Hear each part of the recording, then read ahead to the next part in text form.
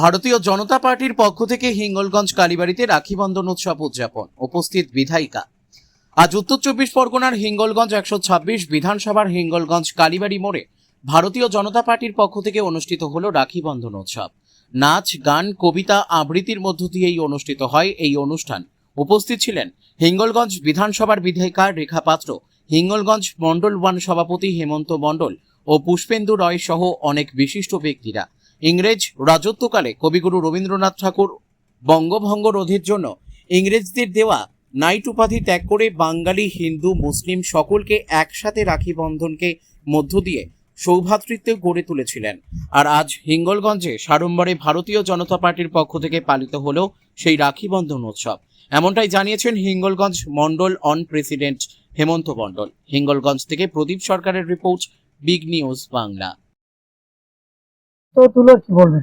দেখুন, হিঙ্গলগঞ্জ বিধানসভা মধ্যে হিঙ্গলগঞ্জ অঞ্চল অন্যতম, কারণ এখানে আমাদের ব্লক অফিস, অন্যান্য অফিস সমস্ত কিছু এখানে আছে। তা আমরা হিঙ্গলগঞ্জ অঞ্চলের পক্ষ থেকে এবং বিধানসভার পক্ষ থেকে একটি রাখি বন্ধন অনুষ্ঠান আজকে করার চেষ্টা করেছি, যেটা খুব শুভ এবং সকলের প্রিয়। ভারতবর্ষ জুড়ে এটা হয়েছে। আমরা এখানে সবাইকে নিয়ে সকলকে, জনসাধারণকে আমরা আজকে রাখি বন্ধন করেছি এবং সবার শুভেচ্ছা কামনায় এই অনুষ্ঠানটি আমরা করতে পেরেছি। পুষ্পেন্দু রায়। দেখুন, ভারতবর্ষ যখন ইংরেজদের অধীনে ছিল তখন রবীন্দ্রনাথ ঠাকুর বুঝতে পেরেছিলেন যে একটা সময় দ্বিজাতি তত্ত্বের ভিত্তিতে ভারতবর্ষ ভাগ হতে পারে।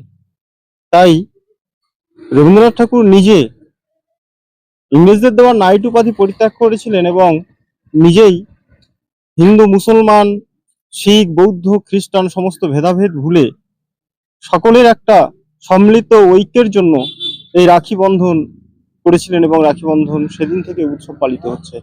কাজেই আজকের হিঙ্গলগঞ্জে যে রাখি বন্ধন উৎসব হচ্ছে তা সারা ভারতবর্ষের একটি দৃষ্টান্ত এবং হিঙ্গলগঞ্জ মানুষের সৌহার্দ্যবোধের প্রতীক হিসেবে আমরা এখানেই এই অনুষ্ঠানটা সার্বিকভাবে পালন করছি।